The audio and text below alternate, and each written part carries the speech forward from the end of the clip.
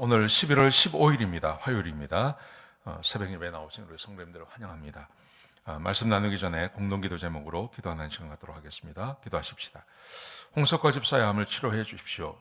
배옥준 집사의 뇌졸중을 치료해 주십시오. 언어가 회복되고 오른쪽 팔다리에 힘이 생겨나도록 해주십시오. 과간나 집사를 치료해 주십시오. 권하자 집사가 다시 걷도록 해주십시오.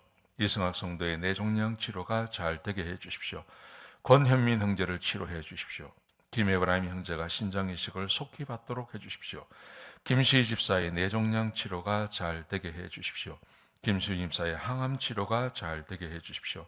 우한 폐렴으로부터 우리를 지켜주십시오. 예수님의 이름으로 기도합니다. 아멘. 오늘 본문의 말씀은 창세기 47장 13절에서 22절까지 말씀입니다. 생명과 이익을 남겨주는 하나님의 사람이라는 주제로 하나님 말씀 함께 나누겠습니다. 오늘 본문에 보시면 요셉이 애굽에 내려와서 그리고 그 백성들에게 어떤 일을 했고 그리고 자기를 총리로 삼아준 그 바로에게 어떤 유익을 지는지 거기에 대한 이야기가 오늘 본문 가운데 쭉 기록되어져 있습니다.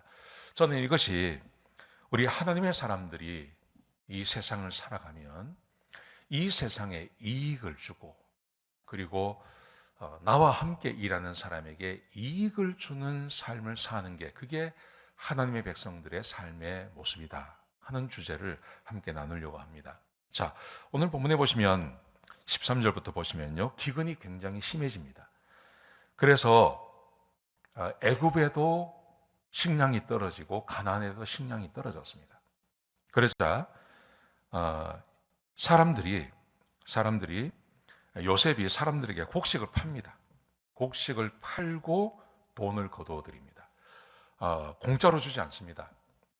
곡식을 팔아서 백성들에게 돈을 거두어 드립니다. 그런데 15절에 보시면 이런 말씀이 있습니다. 애굽 백성들이 요셉에게 나와서 말을 하는데 돈이 다 떨어졌다는 겁니다. 이제는 줄 돈이 없다고 이야기합니다.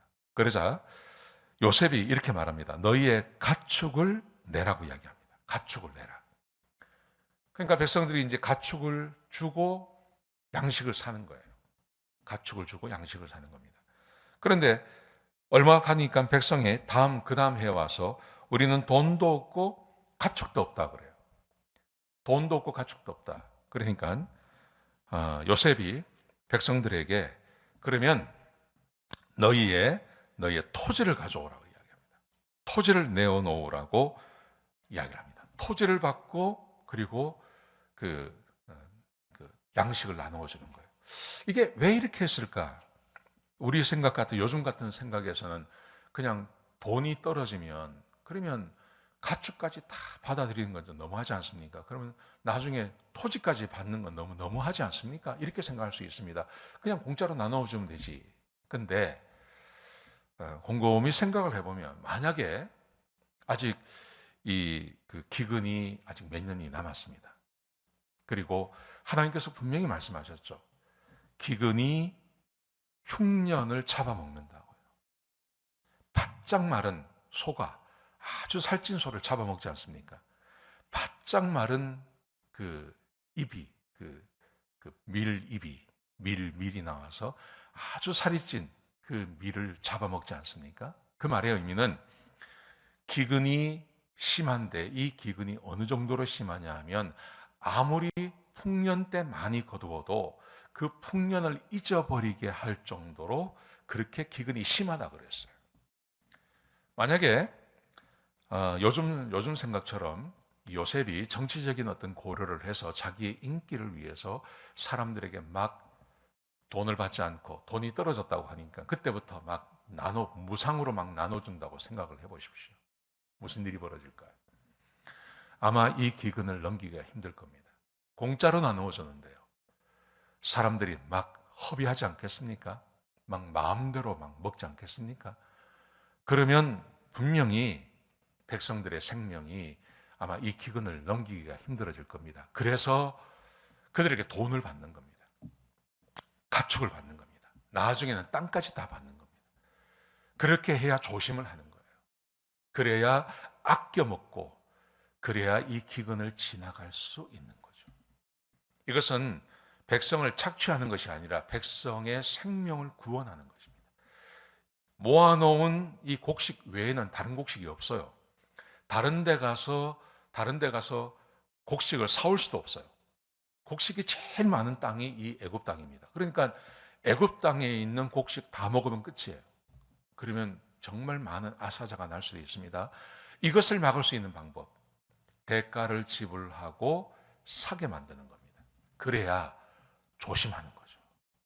저는 그것이 이 요셉이 쓴 이유라고 생각합니다.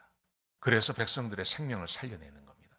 나중에 모든 것이 끝난 다음에 돌려주면 되는 겁니다. 다시 주면 되는 거죠. 그때는 어차피 나라의 주인이 왕이니까요. 그 왕이 나눠주면 되거든요. 그래서 이렇게 했다고 생각합니다. 자, 백성들의 생명을 살려냅니다. 그리스도인들이 백성들의 생명을 살려냅니다. 하나님의 사람 요셉이 백성의 생명을 살려내는 겁니다. 자, 거기다가 또 한 가지, 요셉이 자기의 어떤 은혜를 갚아야 할 사람이 있어요. 그게 바로예요. 바로가 자기를 쓰지 않습니까? 바로가 자기의 꿈을 믿어주지 않습니까? 바로가 이 요셉이 믿는 하나님을 믿지 않습니까? 신뢰하지 않습니까? 그러니까 요셉은 그 모든 돈, 그 모든 가축, 그 모든 땅, 이것을 다 거두어서 자기가 갖는 게 아니라 바로에게 주는 거예요. 그래서 바로에게 은혜를 갚는 거죠. 바로에게 이익이 돌아가도록 해주는 것입니다. 이것이 요셉이 살아가는 삶의 방식입니다. 여러분, 저는 이것이 우리 그리스도인들이 살아가는 삶의 방식이라고 생각합니다. 우리가 무엇을 하든 어떤 일을 하든 내가 하나님의 말씀을 따라서 살아가면, 그러면 나만 사는 게 아니라, 나만을 위해서 사는 게 아니라 내 주변 사람들을 도우며 살아갈 수 있습니다. 그리고 나에게 은혜를 베푼 사람들에게 유익이 가도록 해주는 것. 저는 그것이 우리 그리스도인들이 살아가는 삶의 방식이라고 생각합니다.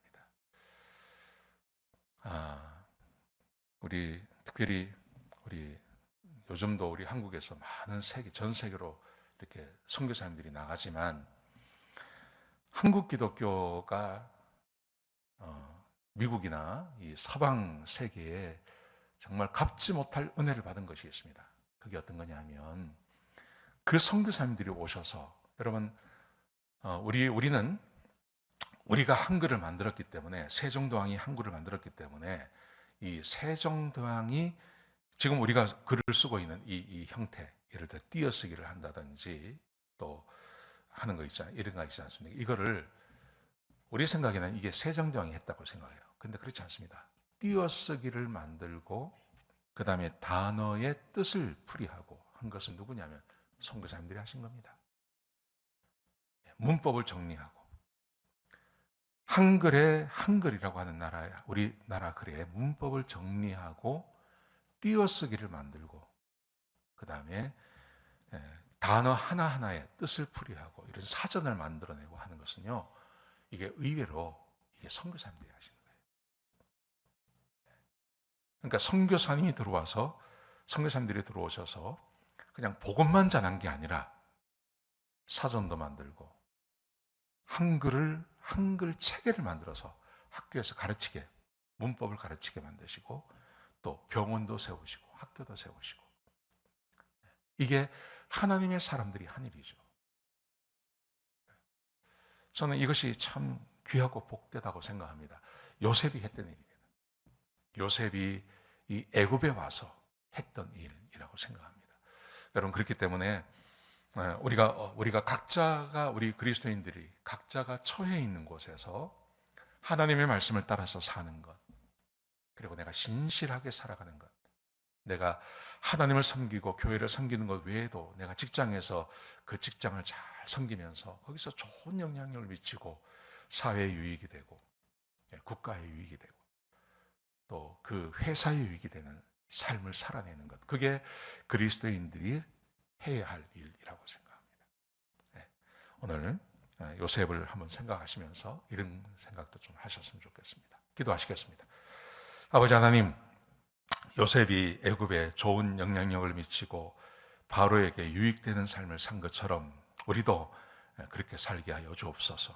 하나님, 이 사회에 또 회사에 학교에 좋은 영향력을 미치며 또 유익이 되는 사람이 될 수 있도록 인도하여 주옵소서. 지혜와 총명을 더하여 주시옵소서. 주님 감사합니다. 예수님의 귀하신 이름으로 기도드렸습니다. 아멘.